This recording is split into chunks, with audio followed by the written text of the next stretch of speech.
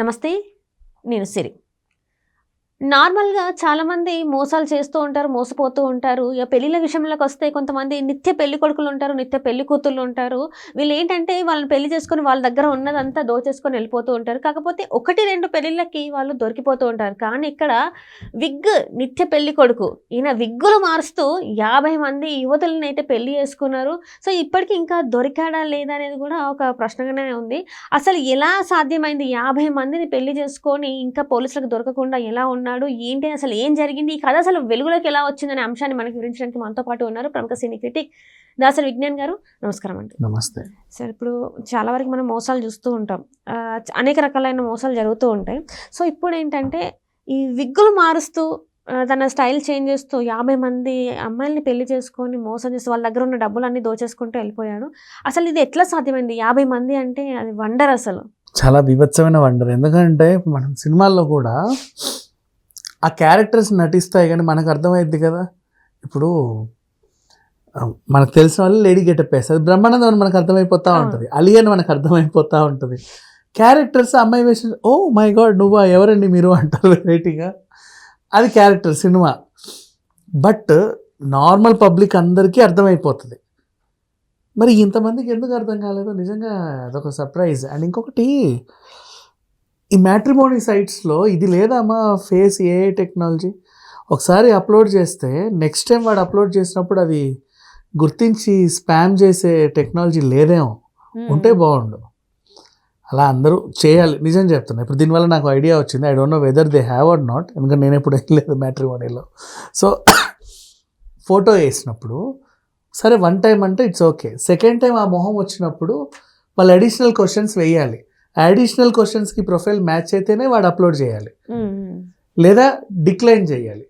వీడేం చేస్తాడు, నువ్వు ఎన్ని ఫోటోలైనా పెట్టుకో, నా డబ్బులు నాకు ఇచ్చావా చాలు, మీరు పెట్టుకోండి అన్నట్టు ఉంటుంది. కానీ ఇప్పుడు ఆ మ్యాట్రిమోనీ సైట్స్కి కూడా నోటీసులు వెళ్తాయి, అలా చేయడం తప్పు.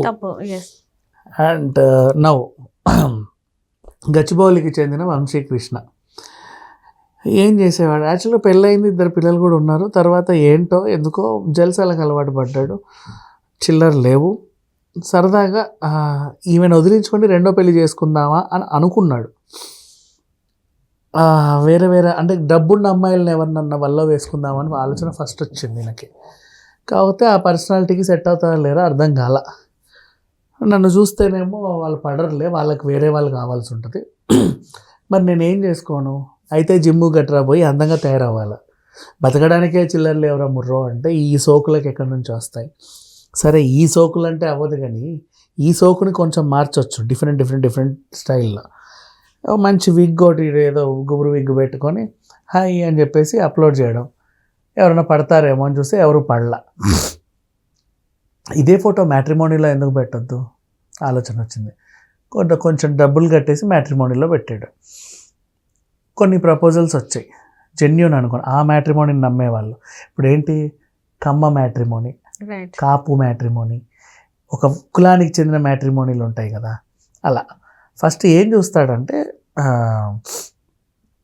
అదే కమ్మ ఒక ఇంటి పేరు పెట్టుకొని దాంట్లో, కాపు ఇంటి పేరు పెట్టుకొని అందులో, మాల ఇంటి పేరు పెట్టుకొని ఇందులో, మాదిగ ఇంటి పేరు పెట్టుకొని అందులో, పేరిక ఇంటి పేరు పెట్టుకొని ఇందులో, వెలమ ఇంటి పేరు పెట్టుకొని ఇందులో, ముదిరాజు ఇంటి పేరు పెట్టుకొని అందులో, గౌడ్ ఇంటి పేరు పెట్టుకొని ఒకటి. ఇంక అర్థమైందా? మొత్తం క్యాస్ట్లతోనే ఆయన ప్రొఫైల్ క్రియేట్ చేసుకున్నాడు. అన్ని క్యాస్ట్లలో కొన్ని 10ల సంఖ్యలో ప్రొఫైల్ క్రియేట్ చేసుకున్నాడు. ఒకేసారి చేయాల, దశల వారీగా చేశాడు. ఇప్పుడు కమ్మ అంటే మళ్ళీ కమ్మలో తలకాయ పెట్టినా మొహం మారుద్ది.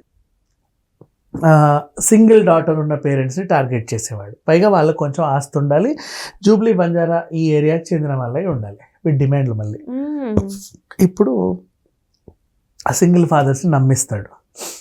అంటే అమ్మాయికి 30, 32, 35 ఇయర్స్ అయినా పెళ్లి కాకూడదు. ఓకే, ఇందులో క్యాలిక్యులేషన్స్ ఉన్నాయి. అలాంటి వాళ్ళకి ఏదో రీజన్ వి డోంట్ నో, లేదా సమ్ టైమ్స్ విడో, బాగా డబ్బుండి widow or divorcee, some kind of thing. ఇలాంటి వాళ్ళని టార్గెట్ చేసుకుంటాడు. ఆ సోలో డాటర్సే ఉండాలి. మళ్ళీ ఈ సోలో డాటర్స్ ఉన్నప్పుడు ఆ తల్లిదండ్రుని నేను పలానా ఏజ్ అండి, నా ఏజ్ ఒక 40, నమ్ముతారు. ఓకే బాబు 37, 36 ఏదో చెప్పేవాడు. చెప్పేసి బాగా ఆస్తున్నోళ్ళలాగా బిల్డప్ ఇవ్వడం. మీరా ఎక్కడండి మీ సొంతూరు? మాది ఇక్కడ. ఓ అవునా, అక్కడ మాకు తెలిసిన వాళ్ళు ఉంటారు, మా ఫ్రెండ్స్ కొన్ని పొలాలు కూడా గట్రా ఉన్నాయి అని చెప్పి అట్లా మాట్లాడతారు. వాళ్ళకి తెలియని ఊరు ఏదో చెప్పేసి మాకు ఉన్నాయండి మంచి పొలాలు ఉన్నాయి. ఇప్పుడు ప్రజెంట్ ఏంటంటే మాకు ల్యాండ్ వాల్యూ బాగా పెరిగింది, ఎందుకంటే ఆ పక్కనే పెద్ద హైవే పడింది, ఆ పైనుంచే ఏదో పోతుంది, నా పొలం నుంచే మెట్రో పడింది, ఇలాంటివి ఏవేవేవో చెప్పేసి ల్యాండ్ బాగా ఉన్నట్టుగా, ఆస్తి బాగా ఉన్నట్టుగా బిల్డప్ ఇస్తాడు. అండ్ ఉద్యోగం గట్రా ఏదో ఉంది అన్నట్టుగా. సో వాళ్ళు నమ్ముతున్నారు. ఇవాళ రేపు ఏంటంటే they are not looking out, enquiries చేయట్లా. బికాజ్ ఇప్పుడు మనకి పెళ్ళిళ్ళ పేరైలు తెచ్చే సంబంధం అంటే ఊర్లో వాళ్ళకు తెలిసిన చుట్టాలు వీళ్ళకి తెలుసు, వీళ్ళకి తెలిసిన చుట్టాలు వాళ్ళకి తెలుసు, కనుక్కుంటారు. ఎవడరా వాడనా పలానోళ్ళు అక్క ఇక్కడ పని చేస్తూ ఉంటారు, తెలుసు వాళ్ళ చెల్లి నాకు మా కాలేజీలోనే చదివింది, ఇలా వాళ్ళ ఫ్యామిలీ, ఇట్లా ఉంటుంది. బట్ ఇప్పుడు తెలియదు, ఎవడో తెలియదు, వీళ్ళెవడో తెలియదు. వీళ్ళు వెతుకుతున్నారు, వాళ్ళు వెతుకుతున్నారు, ఓ దగ్గర మ్యాచింగ్ కుదిరింది, వీళ్ళు చెప్పేవని నమ్మేశాడు, నమ్మేలా కన్విన్స్ చేశాడు. కన్విన్స్ అయిన ఆ పేరెంట్, సింగిల్ సోలో పేరెంట్ ఓకేనండి, పెళ్లి చూపులు కూర్చున్నవాడు, పళ్ళిగిలు ఇచ్చి నవ్వేవాడు, విగులు పెట్టుకొని. ఆమె కూడా పర్లేదులే బాగానే ఉంది, ఓకే ఓకే ఓకే. ఇక పెళ్ళి, ఓ ముహూర్తం ఫిక్స్ చేసుకోవడం, అన్నీ జెన్యున్గా జరుగుతూ ఉంటాయి. ఇక వీళ్ళు ఇంత కట్నం కింద అనుకుంటారు, డిమాండ్లు మామూలుగా ఉండవు. ఇలా అనుకున్నానండి నేను, నాకు ఇంత కావాలి, అది ఇది ఓకే తీసుకో డన్. ఫస్ట్ అడ్వాన్స్లు ఇచ్చేస్తాడు. ఈవెంట్ నేను చూశానండి మన వాళ్ళదే, ఫోటోగ్రఫీ గట్రా. ఇప్పుడు ఏంటంటే ఇక్కడ ప్రాబ్లము, పెళ్లి ఖర్చులు అమ్మాయిలు పెట్టుకుంటారు కదా, అది వీడి అడ్వాంటేజ్. ఇక్కడ కన్విన్సింగ్, సోలో సింగిల్ పేరెంట్ కదా, ఆయనకి ఏమీ తెలియదు. నాకు ఉన్నారండి, మాకు తెలిసిన వాళ్ళు ఉన్నారు, ఈవెంట్ మేనేజర్స్ బాగా చేస్తారు. వీడు ఫోటోగ్రాఫర్, వెడ్డింగ్ ఫోటో యాక్చువల్గా అందరికీ వీడు సినిమాటిక్ లెవెల్లో చేస్తాడు, ఇంకో బాహుబలి తీస్తాడు, అందరికీ 15 లక్షలు తీసుకుంటాడు ఇక్కడ నుంచి ఇక్కడ వరకు. మనకు కాబట్టి 5లో చేసేస్తాడు అనుకో. అంటే ఆ ఎక్స్ట్రా ఖర్చులు తీసుకోరు, ఇంతే. ఇంకా సీజన్లో వాళ్ళకి బాగా డిమాండ్ ఉంటుంది, బట్ మన కోసం చేస్తారు. బాగా తెలుసు, మా ఆఫీస్లో 4-5 వివాహాలకి ఇతనే చేశాడు. వీడు ఆఫీసు, వీడి కింద ఎంప్లాయీస్, అలా పెళ్ళి లీడ్ చేశాడు, వాడు పని చేశాడు. అక్కడ ఏమీ ఉండదు. ఇలా చెప్పగానే బాగా చేస్తున్నాడు అల్లుడు గారు, ఓకే ట్రాన్స్ఫర్ చేస్తాడు మామ. పెళ్లి ఖర్చు అంతా, పెళ్లి ఖర్చు నీది, బట్ ఆర్గనైజేషన్ అంతా నాది. నగలు గట్రా కొనాలి, మనకు తెలిసిన జ్యువెలరీస్ ఉన్నారు. అయ్యో నా ఫ్రెండే ఈయన జ్యువెలరీ షాపు, నేను అంటే నీకు నగ ఎట్లా కావాలో చెప్పి అట్లా చేసి ఇచ్చేస్తాను. అన్నిటిని గుర్తుపట్టిన అనమాట. ఆర్గనైజేషన్ వాళ్ళని, ఈవెంట్ మేనేజర్ ని చేశాడు, గోల్డ్ బట్టలు అన్ని. మరి 50 పెళ్లిళ్ళు చేసుకుంటే అమ్మ ఆ మాత్రం తెలియదు, వీడు ఒక ఈవెంట్ మేనేజర్ అవ్వచ్చు చెప్పాలి అంటే. సో ఈ రకంగా అన్ని జల్లడబట్టేసి నెక్స్ట్ ఇదైతే పాప తండ్రి దగ్గర నుంచి 40 లక్షలు తీసుకున్నాడు. ఇప్పుడు మనం చెప్పే స్టోరీ ఏంటంటే ఒక డాక్టర్ది ఫస్ట్. ఇప్పుడు మనం వినేదంతా ఒక డాక్టర్ స్టోరీ. ఒక డాక్టర్ అమ్మాయి ఇక్కడే బంజారా జూబ్లీ హిల్స్ దగ్గర ఉంటుంది, సోల్లో డాక్టరు, 30-35 పై చిలుకు, ఇంకా వెడ్డింగ్ అవ్వలేదు, మరి ఏ కారణాలో మనకు తెలియదు, ఇతన్నితో సెట్ అయింది. ఆ సింగిల్ తండ్రి ఇతన్ని నమ్మి డబ్బులు 40 లక్షలు ఇచ్చాడు. సో ఓకే ఫైన్ తీసేసుకున్నాడు. ఇప్పుడు మొహం చాటేశాడు. ఆ ఖర్చులు ఈ ఖర్చులు అటు ఇటు పెట్టగా అదే టైంకి వీళ్ళింటికి అదృష్టం బాగుండి శుభలేఖ వచ్చింది. ఏమరా బాబు అంటే వీళ్ళ ఫ్రెండ్. ముహూర్తాలకి మన ఇంట్లో పెళ్ళి ఉన్నట్టే మన ఇంటికి ఇన్ని కార్డులు కూడా వస్తాయి, అదే ముహూర్తం అందరికీ ఉంటాయిగా. వీళ్ళ ఇంటికి అనుకోకుండా శుభలేఖ వచ్చింది. ఆ శుభలేఖ మొత్తం జీవితం అంతా మార్చేసింది. కూర్చున్నాడు. మా అమ్మాయి కూడా కుదిరింది, ఇంకా శుభలేఖలు గట్రా కొట్టించలేదు, మా అల్లుడు అదే పనిలో ఉన్నాడు. ఓహ్ అవునా సరే, ఎవరు వీడా ఆల్రెడీ మా ఫ్రెండ్కి వీడు ఒకసారి తగిలాడు, ఆ సంబంధం క్యాన్సిల్ అయింది. అంతకుముందు వీడు ఏదో మోసాలు చేశాడంట, చాలా సార్లు జైలుకు కూడా వెళ్ళొచ్చాడు. ఇలాగే మ్యాట్రిమోనీలో ఫోటోలు వేసేసి అమ్మాయిలతో డబ్బులు తీసేసుకొని వాళ్ళని పీక్కు తింటాడు. ఇది జరిగింది ఆల్రెడీ, వద్దని చెప్పగానే వాడు మోసం గ్రహించేసి ఫోన్ చేశాడు. ఒరే నీ బండారం అంతా బయటపడింది, వాట్సాప్లో ఫోటోలు పెట్టాం, గతంలో ఈయనకు వచ్చినాయని అటు పెట్టడం చూడు. అడిగి భయం వేసింది. 40 లక్షలు మర్యాదగా ఇచ్చేసేయి, క్యాన్సిల్, ఇంకేం మాట్లాడడానికి లేదు, లేదా నేను కంప్లైంట్ ఇస్తాను. అంత సీన్ లేదు, నేనే. ఈలోపు ఏం జరిగిన విషయం ఏంటంటే ఈ అమ్మాయితో వాడు కొంచెం రాసుకుంటూ పూసుకుంటూ 2 రోజులు తిరిగిన దాఖలాలు కూడా ఉన్నాయి.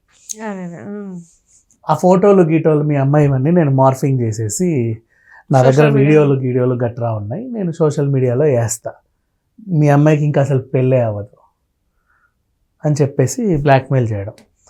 ఆ ఫ్రెండ్ ఇచ్చిన ధైర్యం, వాడు అట్లాగే బ్లాక్మెయిల్ చేస్తాడరా, ధైర్యం చేసి కంప్లీట్లీ నష్టమేం లేదు, ఏదైతే అది చూసుకుందాం అంటే ఒకరి చేతే బాధింపబడ్డోళ్ళు 2 తలకాయలు ఒక చోట చేరాయి అనుకో, ఫర్ ఎగ్జాంపుల్.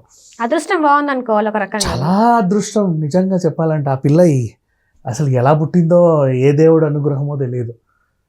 అంటే పాపం డాక్టర్ చదవాలంటే చాలా ఏళ్ళు కష్టపడతారు. కష్టపడతారు. అందుకని నిజాయితీగా చదివే వాళ్ళకి కొంచెం పెళ్లి గట్రా లేట్ అవుతాయి, ప్రాక్టీసింగ్ గిటింగ్ అన్నీ చేసి వాళ్ళకి అనిపిస్తుంది కొంచెం మంచి సెటిల్ అవ్వాలి అని, ఆ ఇంటెన్షన్ ఉంటుంది నాన్ స్టాప్గా. అట్లా కొంతమంది కొన్నిసార్లు లేట్ అవుతాయి. ఆ టైంలో సంబంధాలు దొరకడం కష్టమయ్యి వాళ్ళు ఏం చేస్తారు, కొంచెం బాగా డబ్బు ఉండాలి, మన కులమై ఉండాలి, పర్లేదు కొన్ని 4-5 వ్యాపారాలు ఉంటే అమ్మాయి సుఖపడుద్ది అనుకుంటారు. అండ్ యాక్చువల్గా ఈ పెళ్లి వాల్యూ కనీసం 10 కోట్లన్నా ఖర్చు పెడతాడు ఆ నాన్న. డాక్టర్ పెళ్ళి 40 లక్షలే కదా అడిగిందని పడేసాడు, చితకే ఖర్చులే కదా అని. వీడికి 40 లక్షలు గొప్ప, ఇప్పుడు 40 లక్షలు మొహం చాటేయడం. మళ్ళీ కాపు మ్యాట్రిమోనీలో వెలుగుతాడు, ఇంకో వేషం, ఇట్లా అక్కడ 20 లక్షలు 30 లక్షలు మళ్ళీ అక్కడ కొంత, ఇక్కడ కొంత ఇలా దొబ్బేసి జల్సాలు చేస్తా తిరుగుతూ ఉంటాడు. కొంత గ్యాప్ ఇస్తాడు. ఇప్పుడు 40 లక్షలు ఫర్ ఎగ్జాంపుల్ తీసుకున్నాడు అనుకో, 35 ఖర్చు అయ్యి 5 ఉన్నాయి. ఇప్పుడు కొత్తగా స్టార్ట్ చేస్తాడు, బ్యాలెన్స్ అయిపోతున్న కొద్ది. This is his life. ఓవరాల్గా అయితే పోలీసులు తీసుకెళ్లారు, విచారణలో తెలియంది. విస్తుపోయే విచారణలో నిజాలు ఏం తెలిసాయి అంటే 50 మంది పైగా అమ్మాయిలు మోసం చేశాడు. అసలు 50 అనే నంబర్ వింటుంటేనే ఇట్లా భయం వేస్తుంది. అంటే ఎక్కడైనా కూడా టాలెంటెడ్ కదా, 1 2 3 లాస్ట్ బయటికి వచ్చేస్తుంది. అప్పట్లో కామన్ ఒక లేడీ ఇలానే చేసిన, ఆమె ఒక 6 మెంబర్స్ ఏమో అనుకుంటా, అదే ఫైనల్. అంటే 1 డిజిట్ నెంబర్ లా ఉంది. ఈయన 50 మెంబర్స్ అంటే అసలు అంటే కనీసం ఒక 1000 మెంబర్స్ అన్న బాధితులు ఉంటారు. బాధితులు ఇన్ సెన్స్, నువ్వు ఫోటో పెట్టిన ప్రతిసారి నిన్ను సెలెక్ట్ చేసుకోరు కదా, you will be rejected some times in some ways. కొన్నిసార్లు రిజెక్ట్ చేయబడతావు కూడా. అట్లా అందరినీ తగిలి ఉంటే వస్తావు, కానీ నీకు తెలీదు ఏదో ఒక ముహూర్తానికి నువ్వు దొరికేస్తావు. ఎందుకు చెప్పనా, అదే ముహూర్తానికి పెళ్ళిళ్ళు అవుతూ ఉంటాయి కాబట్టి నువ్వు మోసం చేసే వాళ్ళందరూ ఇక్కడ వాళ్ళే, నువ్వు టార్గెట్ చేసావు ఈ ఏరియా వాళ్ళే కావాలని. ఆ ఏరియాలో ఇన్ని పెళ్ళిళ్ళే అవుతాయి. ఖచ్చితంగా ఒకరికొకరు తెలిసిన వాళ్ళు ఉంటారు ఏదో సందర్భంలో. అదే ఇక్కడ జరిగింది. నిజంగా అసలు యాక్సిడెంటల్ సిచ్యువేషను. ఆ ఇంటికి శుభలేఖ పట్టుకొని ఒక పెద్ద ఆయన రావడం, ఒరే వీడు మోసగాడరా అని చెప్పడం, ఇన్ని జరిగిపోవడం అసలు భలే జరిగింది. అమ్మాయి సేఫ్, కానీ ఈ 40 లక్షలు ఇంకా వాడు రిటర్న్ ఇవ్వాలా, ఖర్చు ఇచ్చేయనేవో చెప్తున్నాడు. పోలీసులు తీస్తారులే. రైట్. అంటే ఇంకా జాగ్రత్తగా ఉండాలి. మ్యాట్రిమోనీలో పెట్టిన వాళ్ళని కూడా జాగ్రత్తగా వీళ్ళు పరిశీలించుకోవాలి, వాళ్ళ గురించి ఎంక్వైరీ చేసి ఈ ఆడపిల్లలు అనేవాళ్ళు కొంచెం జాగ్రత్తగా వాళ్ళ అంటే సేఫ్టీ ప్రికాషన్స్ ముందు తీసుకుంటే బెటర్ ఏమో, ఇట్లాంటివన్నీ తప్పించుకోవడానికి ఉంటాయి. సో మరి ఇట్లాంటి వాళ్ళకి శిక్షలు ఎట్లా ఉంటాయి అంటారు? అసలు కఠినంగా శిక్షించాలమ్మా. ఎందుకంటే లేదు, బిఎన్ఎస్లో ఒక చట్టం మొన్న సవరణలో ఒకటి వచ్చింది. పెళ్లి పేరుతో ఎక్కువ మంది అమ్మాయిల్ని నువ్వు ఇప్పుడు ఏం చేస్తావంటే, నీకు ఏదో కామవాంచో ఏదో మనీ వాంచో ఇంటెన్షన్ ఉంటుంది, పెళ్లి చేసుకొని విడాకులు ఇచ్చి అధికారికంగా విడాకులు ఇచ్చేస్తారు. మళ్ళీ పెళ్లి చేసుకుని మళ్ళీ విడాకులు, మళ్ళీ పెళ్ళి, మళ్ళీ విడాకులు.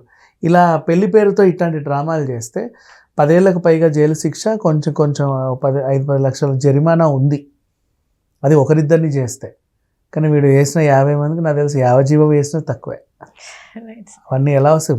చాలామంది అమ్మాయిల జీవితం ఆ మధ్యలో కొంతమంది అంటే నాకు కాబోయే మొగుడు అని చెప్పి వాళ్ళు పక్కనే కూర్చుంటారు. వీడు ఎన్ని వెకిలి చేష్టలు చేస్తుంటాడు, ఎంతమందిని తాకుంటాడు. అవును. Right. Thank you so much.